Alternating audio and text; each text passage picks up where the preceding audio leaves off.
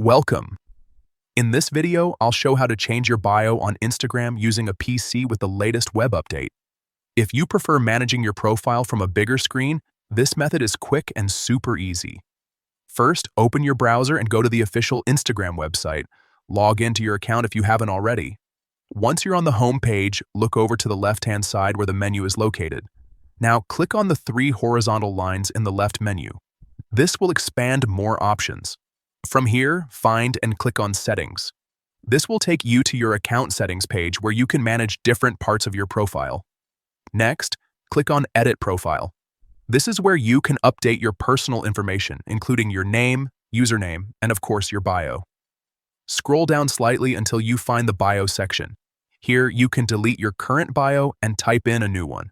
Whether you want to add a short description, emojis, or highlight what you do, this is your space to get creative and make your profile stand out. Take a moment to review your new bio and make sure everything looks exactly how you want it. Once you're happy with the changes, simply click on the Submit button to save everything. That's it. Your new bio will now be updated and visible on your Instagram profile.